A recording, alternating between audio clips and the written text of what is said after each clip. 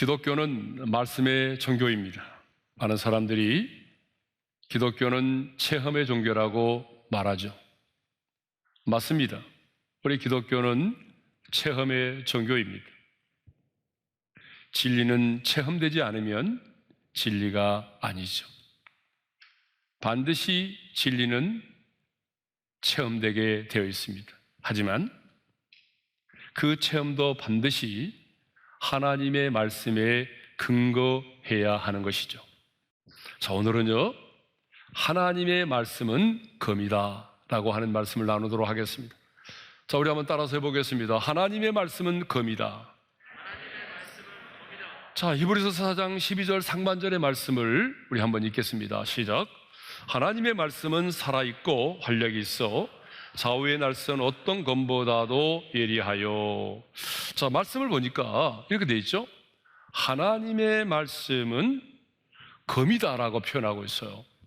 그것도 이렇게 한 날로만 되어 있는 검이 아니라 양날을 가진 좌우의 날선 검으로 표현하고 있습니다. 요한계시록 2장 12절을 보게 되면요, 우리 예수님을 좌우의 날선 검을 가지신 분으로 그렇게 표현하고 있어요. 그리고 요한계시록 1장 16절을 보게 되면 예수님의 입에서 좌우의 날선 검이 나온다라고 말하고 있거든요. 자, 우리 한 말씀을 읽어볼까요? 시작. 그의 오른손에 7별이 있고 그의 입에서 좌우의 날선 검이 나오고 그 얼굴은 해가 힘있게 비치는 것 같더라. 그러면 왜 예수님의 입에서 나오는 말씀을 좌우의 날선 검이라고 말하고 있을까요? 왜 히브리서 기자는 하나님의 말씀을 좌우의 날선 검으로 그렇게 표현하고 있을까요? 그 첫 번째 이유는요, 하나님의 말씀은 어떤 검보다도 예리하기 때문입니다. 자, 말씀을 보니까 좌우의 날선 어떤 검보다도, 그 다음 뭐라고 되어 있어요? 예리하여 그랬잖아요. 하나님의 말씀은 어떤 검보다도 예리하다라고 말씀하고 있어요. 그러면 여기서 말하는 어떤 검은 무엇을 의미할까요? 대부분의 학자들은요, 여기서 말하고 있는 어떤 검은 당시의 제사장들이 사용하던 좌우의 날이 선 검일 거라고 말하고 있어요. 여러분, 당시의 제사장들은요, 제단에 올려질 그 제물을 좌우의 날이 선 검을 가지고 그 양과 소들을 뼈를 자르기도 하고 각을 뜨기도 하면서 제단 위에 올려놓았던 것이죠. 그렇죠? 그래서 제사장들이 사용하던 그 검은요, 좌우의 날이 선 굉장히 예리한 검이었습니다. 그 예리한 검을 가지고 소나 양과 같은 그런 제물들을 제단에 올릴 때에 자르기도 하고 각을 뜨기도 하고 그리고 또 하나님께 드려질 것과 버릴 것들을 구별하여 내었던 것이죠. 그런데 하나님의 말씀은요, 당시의 제사장들이 사용하던 그 좌우의 날선 어떤 검보다도 훨씬 더 예리하다는 거예요. 여러분, 왜 하나님의 말씀은 당시의 제사장들이 사용하던 그 좌우의 날이선 검보다도 훨씬 더 예리하였을까요? 그것은요, 우리 눈에 보이지 않는 혼과 영과 및 관절과 골수를 찔러 쪼개기까지 하기 때문입니다. 자, 영과 혼은요, 우리 눈에 보이지 않는 영역을 말하죠. 자, 관절과 뼈는요, 자, 우리 눈에 보이는 굉장히 매우 단단한 뼈를 말하는 거죠. 자, 혼은 헬라어로 푸스케인데 자연적인 육신의 생명을 말하죠.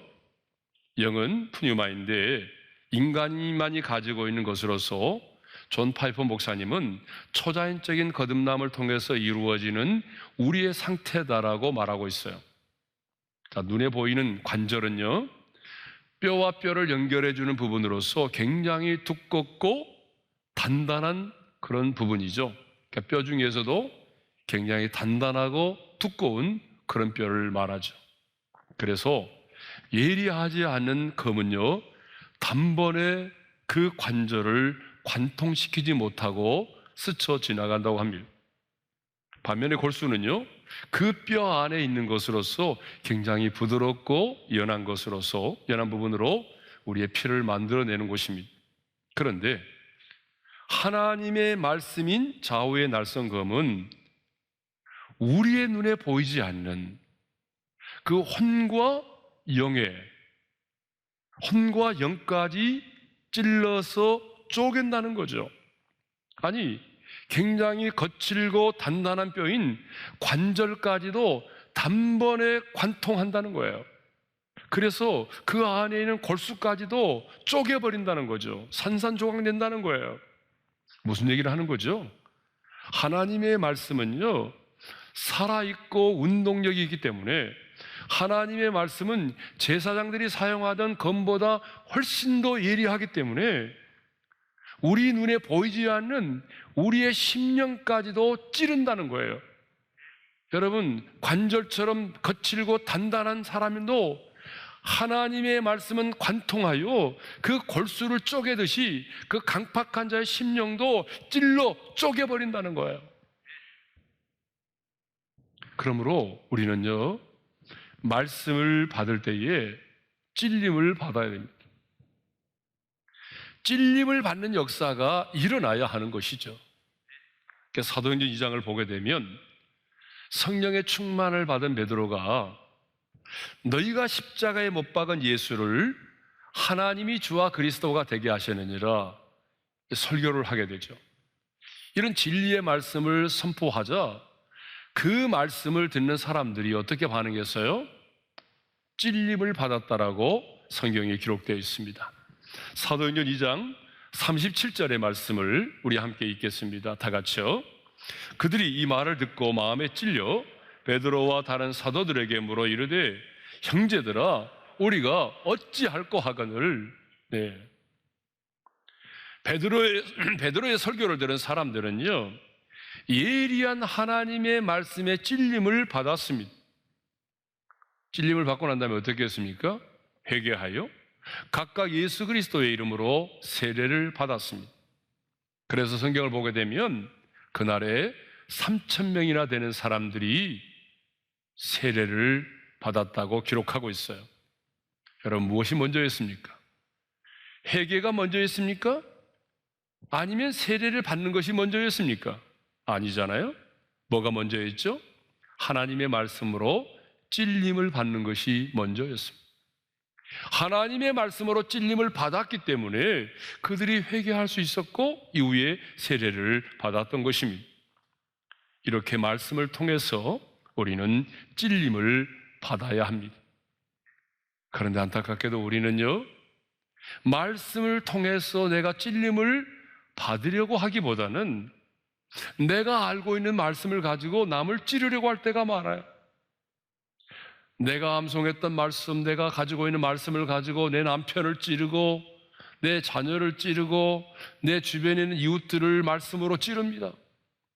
근데 여러분, 남을 찌르기 전에 먼저 우리 자신들이 말씀을 통해서 뭘 받아야 되죠? 찔림을 받아야 돼요. 우리는 말씀을 통해서 하나님의 사랑과 위로를 받으려고 하죠. 맞아요. 우리는 하나님의 사랑과 위로를 말씀을 통해서 받습니다. 그런데 여러분, 이것도 마찬가지죠. 내가 말씀을 통해서 하나님의 사랑과 위로를 받는 것이 먼저가 아니에요. 뭐가 먼저예요? 찔림을 받는 게 먼저라니까요. 내가 말씀을 통해서 찔림을 받아야 회개할 수 있고 회개한 자에게 주어지는 놀라운 하나님의 사랑과 위로를 내가 경험할 수가 있는 것이에요. 그러니까 언제나 말씀을 통해서 찔림을 먼저 받기를 바랍니다. 그런데요, 이 좌우의 날선 검보다 예리한 하나님의 말씀이 내 안에 들어오기 시작하면 만물보다 거짓되고 부패한 내 마음이 찔림을 받습니다.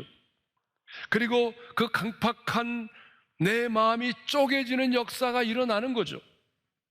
그래서 내 속에 있는 그런 간사함과 음란과 거짓과 탐욕과 교만과 미움과 시기와 분노와 시기와 같은 것들이 드러나는 것이죠. 그래서 결국 어떻게 하는 거죠? 내가 얼마나 하나님 앞에서 추하고 더러운 죄인인가를 깨닫게 되는 것입니다. 그렇구나. 나는 완벽한 죄인이구나. 나는 지옥의 그 불구덩이에 던짐을 받아도 항변할 수 없을 만큼 나는 정말 완벽한 죄인이구나. 이렇게 자기 자신의 진정한 죄인된 모습을 발견하게 되는 것입니다. 그러므로 여러분, 하나님의 말씀을 들을 때마다, 큐티하고 묵상하고 나눌 때마다 하나님의 말씀의 검에 의해서 찔림을 받기를 바랍니다. 여러분, 찔림을 받는 것이 은혜예요. 은혜 받았다가 뭐예요? 찔림을 받은 거 아니겠어요? 우리 옆 사람과 인사하겠습니다. 찔림을 받읍시다. 네, 그게 바로 은혜를 받는 거예요. 자, 이렇게 하나님의 말씀은 좌우의 날선 검보다 예리해서 우리의 강팍한 심령을 어떻게 해요? 찔러서 쪼개버린다고 그랬잖아요. 자, 마음속에 깊숙한 곳에 있는 지약들을 찔러 쪼개어서 드러나게 합니다. 그런데 하나님의 말씀은요, 거기서 끝나지 않아요. 하나님의 말씀은 더 나아가서 내 마음의 생각과 뜻을 온전히 판단하게 합니다. 자, 12절 하반절에 이런 말씀이 있잖아요. 읽겠습니다. 시작. 또 마음의 생각과 뜻을 판단하나니 그랬어요. 그렇습니다. 오직 하나님의 말씀만이 내 마음의 생각과 뜻을 온전히 판단할 수가 있습니다. 자, 예를 들겠습니다.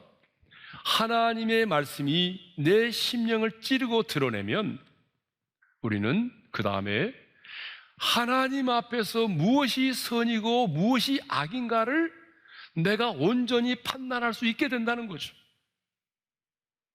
무엇이 하나님 앞에서 불의한 것인지, 무엇이 거짓인지, 무엇이 참인지 그것을 내가 온전히 구별할 수 있게 된다는 거죠. 둘째로, 왜 하나님의 말씀은 좌우의 날성검인가? 그 첫 번째 이유가 뭐라고 그랬어요? 예리하기 때문에. 두 번째 이유는요, 수술의 기능과 심판의 기능을 갖고 있기 때문에 그렇습니다. 하나님의 말씀은요, 양면성을 가지고 있어요. 그 양면성이 하나가 뭐예요? 수술의 기능이고 하나는 심판의 기능입니다. 자, 어떤 분들은 좌우의 날성검을 한 면은 구약의 말씀이고 한 면은 신약의 말씀이다라고 말씀하는 분도 계시고요. 어떤 분들은 한 면은 구약의 율법을 말하고 또 한 면은 진리의 말씀을 말한다라고 말하기도 하고, 또 어떤 분들은 한 면은 하나님의 사랑을 말하고 한 면은 하나님의 공의를 말한다, 그렇게 말씀하는 분도 있어요. 일리가 있습니다. 그런데 저는 이 말씀을 묵상하면서 왜 하나님께서 하나님의 말씀을 좌우의 날선검이라고 말씀하셨을까? 그러니까 문맥적으로 해석을 해보니까, 이 문맥을 보니까 하나님의 말씀의 양면성, 하나는 수술의 기능과 심판의 기능을 갖고 있다는 것이죠. 자, 먼저 하나님의 말씀은요, 좌우의 날선검이 돼서 우리의 혼과 영과 관절과 및 골수를 찔러 쪼갠다고 하지 않았습니까? 여러분, 왜 하나님의 말씀이 우리의 영과 혼과 관절과 골수를 찔러서 쪼갭니까? 고통을 주기 위해서입니까? 여러분, 우리에게 아픔을 가져다 주기 위해서입니까? 아니에요. 그 목적이 뭐예요? 그 목적은 우리의 죄를 드러내서 그것을 치유하고 회복시켜 주기 위함이죠. 그러니까 우리의 병든 심령을 수술하기 위함이죠. 또 다른 한면은요, 하나님의 말씀은 심판의 기능을 가지고 있다라고 하는 거예요. 심판의 기능. 자, 우리 13절의 말씀을 함께 읽겠습니다. 13절 다 같이요. 지으신 것이 하나도 그 앞에 나타나지 않음이 없고 우리의 결산을 받으실 이의 눈앞에 만물이 벌거벗은 것 같이 드러나느니라. 자, 여러분, 이 말씀 가운데 어떤 단어가 확 들어오냐 그러면요, 결산이라는 단어예요. 결산. 그렇죠? 결산이라는 말이 나오잖아요. 하나님은 저와 여러분이 살아온 인생에 대해서 반드시 결산을 하십니다.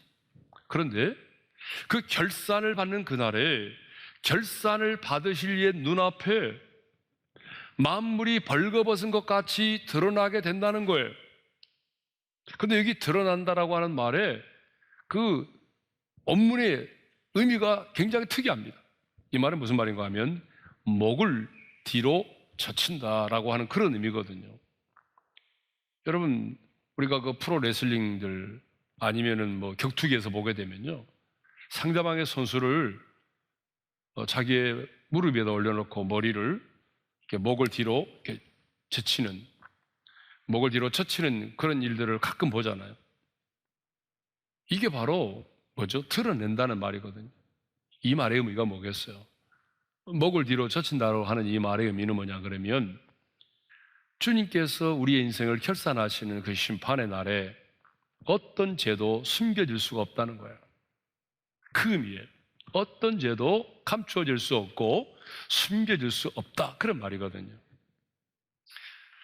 자, 그리고 하나님은 이제 우리를 결산하는 그 날에 우리 인생들을 심판하시는데, 어떻게 심판하시느냐 그러면 당신의 말씀대로 우리를 심판하신다는 거예요. 그래서 예수님은요, 내가 한 그 말이 마지막 날에 그를 심판하리라고 말씀하셨어요. 자, 요한복음 12장 48절이죠. 읽겠습니다. 시작. 나를 저버리고 내 말을 받지 아니하는 자를 심판할 리가 있으니 곧 내가 한 그 말이 마지막 날에 그를 심판하리라. 여러분, 예수님께서 말씀하셨어요. 내가 너희에게 한 말이 뭐예요? 마지막 날에 그를 심판한다는 거죠. 그러니까 여러분, 하나님의 심판의 기준은 뭐죠? 언제나 하나님의 말씀입니다. 물론 성경에 보게 되면 행위를 따라 심판하신다는 말이 있어요. 그러나 엄밀하게 말하면 하나님의 말씀을 따라 하나님이 우리를 심판하시는 것입니다. 예? 하나님의 말씀이 우리의 신앙과 생활의 유일한 기준이요 표준이기 때문에 하나님이 우리를 심판하실 때도요, 하나님의 말씀을 따라서 심판하신다는 거예요. 그래서 이렇게 하나님의 말씀은 우리의 심령을 찔러서 우리 안에 숨겨진 지하들을 드러나게 하고 그 함부를 도려내서 우리를 수술하여 회복시키는 기능과 함께 하나님의 말씀으로 우리를 심판하시는 심판의 기능을 갖고 있다라고 하는 것이죠. 그래서 성경은 좌우의 날선 검이라고 표현을 하고 있는 것입니다. 그런데요, 또 성경을 보게 되면 하나님의 말씀을 또 다른 검으로 표현하고 있는 구절이 있어요. 바로 에베소서 6장 17절이죠. 자, 읽겠습니다. 다 같이요. 구원의 투구와 성령의 검 곧 하나님의 말씀을 가지라. 자, 이번에는요, 아주 색다르게 하나님의 말씀이 검인데 말씀의 검이라고 하지 아니하고 뭐라고 말하고 있어요? 성령의 검이라고 말씀하고 있어요. 하나님의 말씀이 성령의 검이다라고 말하고 있어요. 사도 바울은 우리의 삶이 영적인 전쟁임을 말하고 난 이후에 우리로 하여금 하나님의 전신갑주를 입으라고 말하고 있어요. 그렇죠? 그러면서 우리에게 구원의 투구를 쓰라, 믿음의 방패를 가지라, 진리의 허리띠를 띠라, 복음의 신을 신으라, 이렇게 말하고 있잖아요. 이 모든 것들은 뭘 말하죠? 영적인 전쟁을 할 때에 방어용 무기들이에요. 그렇죠? 구원의 투구, 믿음의 방패, 진리의 허리띠, 이 모든 것들은 뭐예요? 다 방어용 무기잖아요. 근데 영적인 전쟁을 할 때에 방어만 한다고 되는 게 아니잖아요. 공격을 해야 될 거 아니에요. 그럼 공격용 무기는 뭐예요? 그 공격용 무기가 바로 하나님의 말씀, 곧 성령의 검입니다. 예? 그래서 하나님의 말씀, 성령의 검을 가지라고 말하는 거죠. 그런데 왜 그러면 하나님의 말씀을 그냥 말씀의 검이라고 하면 되지 굳이 성령의 검이라고 말한 이유가 뭐예요? 그 이유가 있어요. 하나님의 말씀을 성령의 검이라고 말씀하는 데는요 아주 중요한 이유가 있어요. 그게 뭐냐 그러면 하나님의 말씀과 성령의 역사는 언제나 함께 한다는 거예요. 하나님의 말씀이 선포되는 곳에는요 언제나 성령님도 함께 강력하게 역사하셨어요. 그렇지 않았어요 여러분? 성경을 보세요. 언제 말씀 따로 성령 따로가 역사한 적이 있나요? 없어요. 언제나 말씀과 성령은 동전의 양면처럼 언제나 함께하는 것입니다. 그러니까 우리가 성령의 충만을 말하면서도 하나님의 말씀을 소홀히 하는 것은 잘못된 것입니다. 하나님의 말씀을 강조하면서 하나님의 성령의 충만을 무시하는 것은 이건 역시 잘못된 거죠. 하나님의 말씀은 언제나 성령과 함께 역사하기 때문에 하나님의 말씀, 곧 성령의 검을 가지라고 말씀하고 있는 것입니다. 우리의 삶은 아주 치열한 영적인 전쟁입니다. 지금 우리는 아주 치열한 전쟁을 치르고 있는데요, 이 영적인 치열한 전쟁에서 우리가 승리하려면 어떻게 해야 될까요? 성령의 검, 하나님의 말씀, 성령의 검을 사용해야 합니다. 성령의 검인 하나님의 말씀으로 마귀를 대적해야 돼요. 여러분 야고보서 4장 7절의 말씀을 읽겠습니다. 시작. 마귀를 대적하라. 그리하면 너희를 피하리라. 자, 한번 따라서 해보겠습니다. 마귀를 대적하라. 네, 우리는 마귀를 대적해야 돼요. 영적인 전쟁을 하면서 마귀를 대적하지 않고 어떻게 전쟁을 해요? 그런데 그럼 무엇으로 마귀를 대적해야 되죠? 여러분은 무엇으로 마귀를 대적할 거예요? 가끔 혈기를 가지고 마귀를 대적하는 사람들이 있어요. 그래서 가끔 뉴스에 보게 되면 귀신을 엿조른다고 막 몽둥이로 때려가지고 사람을 죽이기도 하고 밟아가지고 죽이기도 하고 그러잖아요. 여러분 영적 전쟁 그렇게 하는 게 아니에요. 여러분 마귀를 대적하는 일은요 하나님의 말씀, 성령의 검을 사용하는 거예요. 우리 예수님도 그렇게 하셨잖아요. 40일을 금식하신 후에 광야에서 이제 마귀로부터 시험을 받으셨어요. 그 첫 번째 시험이 뭐였어요? 이거죠. 내가 만일 하나님의 아들이어든 명하여 이 돌들로 떡덩이가 되게 하라는 거 아니었어요? 그때 주님은 어떻게 물리치셨나요? 우리 다 같이 말씀을 읽겠습니다. 시작. 사람이 떡으로만 살 것이 아니요 하나님의 입으로부터 나오는 모든 말씀으로 살 것이라 하였느니라. 기록되었으되 하나님의 말씀으로 물리쳤잖아요. 두 번째 시험이 뭐예요? 네가 만일 하나님의 아들이어든 성령 꼭대기에서 뛰어내리라. 그거 아니었어요? 자, 우리 예수님 어떻게 물리치셨나요? 함께 읽겠습니다. 시작. 기록되었으되 주 너희 하나님을 시험하지 말라 하였느니라. 기록되었으되 하나님의 말씀으로 물리쳤어요. 세 번째 시험이 뭐였어요? 마귀가 예수님을 데리고 지극히 높은 산으로 가서 천하만국과 그 영광을 보여주면서 말하기를 만일 내게 엎드려 경배하면 이 모든 것을 내게 주리라고 했어요. 여러분 그때도 우리 주님은 이렇게 물리쳤습니다. 함께 읽겠습니다. 사탄아 물러가라. 기록되었으되 주 너희 하나님께 경배하고 다만 그를 섬기라 하였느니라. 여러분 우리 예수님도 마귀를 물리칠 때에, 마귀를 대적할 때에 하나님의 말씀으로 대적했다는 것입니다. 그때 마귀는 떠나가고 천사들이 와서 수종들었다고 기록되지 않았어요? 여러분 우리 예수님도 하나님의 말씀으로 영적 전쟁을 치르는데 여러분이 무슨 능력이 대단하다고 하나님의 말씀이 아닌 여러분의 혈과 육으로 신앙의 경륜으로 마귀를 이긴다고 생각하세요? 그런데 안타깝게도요 하나님의 말씀의 검을 들고만 있지 사용하지 않은 교인들이 너무나 많다는 거예요. 특별히 장로 교인들 가운데 하나님의 말씀에 예리한 검만을 들고만 있지 이 검을 사용하지를 않아요. 그런데 여러분 그 무용지물이잖아요. 하나님의 말씀인 검을 가지고 있다면 여러분 그 말씀을 가지고 마귀를 대적하고 물리쳐야 되는 거 아니겠습니까? 저는 우리 어린애 성도들이 매일매일의 말씀의 묵상과 말씀의 암송과 말씀의 필사와 말씀을 통해서 하나님의 말씀에 예리한 검을 갈 수 있기를 바랍니다. 그러나 그것만 들고 있어서는 안 되죠. 그 말씀에 예리한 검을 영적인 전쟁에서 사용하셔서 매일의 삶에서 마귀를 대적하고 승리하시는 우리 오륜의 모든 성도들이 되시기를 주님의 이름으로 축원합니다.